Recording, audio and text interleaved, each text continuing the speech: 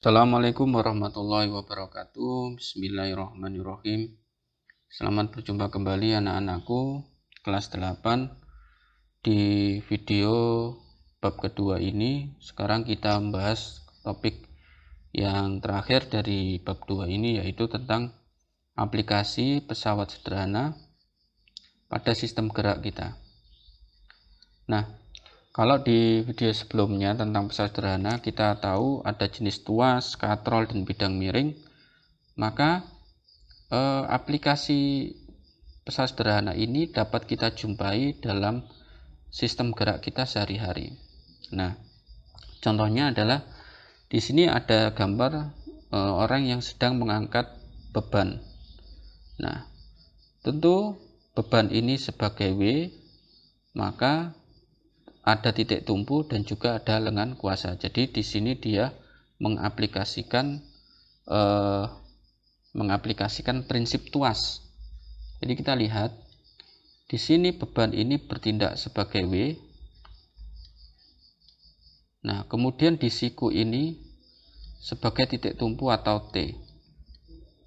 Nah, kemudian di tengah-tengah lengan ini ditarik oleh otot, gaya otot yang kita sebut dengan gaya kuasa atau F. Jadi secara sederhana bahwa posisi tangan sedang menarik barbel ini mengaplikasikan pengungkit jenis yang ketiga. Jadi ini adalah aplikasi pengungkit jenis 3. Kenapa? Karena gaya kuasanya di antara titik tumpu dan juga beban. Nah, maka dari siku sampai ke sini ini adalah lengan kuasa. Sedangkan dari siku sampai kepada beban ini adalah lengan beban. Nah, pengungkit jenis ketiga seperti yang kita ketahui memiliki keuntungan mekanik kurang dari 1. Artinya, gaya kuasa yang harus kita keluarkan untuk mengangkat barbel ini adalah lebih besar daripada berat barbel ini. Tetapi dengan pengungkit jenis ketiga ini, maka arah perpindahan barbel ini menjadi lebih lebar. Jadi kalian bayangkan barbel ini punya perpindahan yang lebih lebar, tapi mengeluarkan gaya otot atau gaya kuasa yang lebih besar. Kemudian contoh lagi, yang kasus ke-1, ada orang yang menengadahkan kepala atau dalam bahasa Jawa itu ndangak. Nah, ini mengaplikasikan pengungkit jenis yang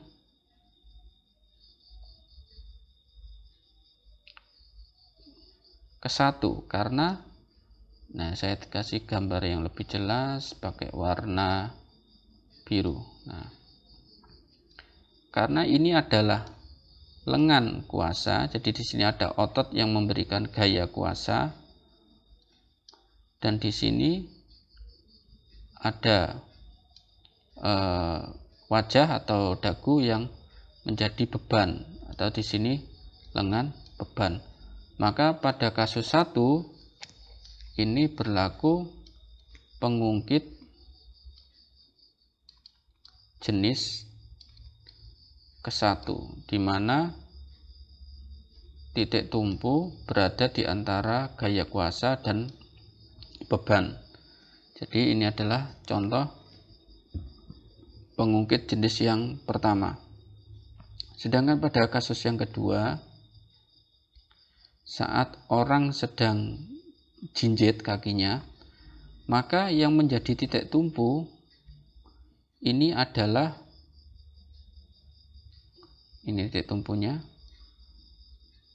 Maka yang menjadi titik tumpu adalah titik ini, ujung ini menjadi titik tumpu. Nah, sedangkan kaki sebelah belakang menjadi beban dan otot di betis menjadi kuasa. Jadi ini dari ujung kaki sampai ke belakang kaki ini menjadi lengan beban, dan dari ujung kaki sampai ke otot betis ini menjadi lengan kuasa. Ini lengan beban, lengan kuasa. Nah, kalau dari bentuknya ini, maka dia yang berada di tengah adalah bebannya, maka ini masuk ke pengungkit jenis yang kedua, di mana beban berada di antara gaya kuasa dan titik tumpu. Jadi di tubuh kita itu kita mengaplikasikan banyak sekali prinsip pesawat sederhana, terutama jenis tuas, dan tergantung posisinya. Ada yang termasuk pengungkit jenis ke-1, ada yang masuk pengungkit jenis kedua. Nah, jadi itu, dan ada juga pengungkit jenis yang ketiga. Nah, jadi anak-anakku, itulah aplikasi pesawat sederhana dalam sistem gerak kita. Untuk lebih paham, kalian bisa membaca buku dan sumber referensi yang lainnya, termasuk diktat Sainspedia. Terima kasih anak-anakku, tetap belajar dan berdoa, semoga Allah selalu melindungi kita. Terima kasih, saya akhiri. Assalamualaikum warahmatullahi wabarakatuh.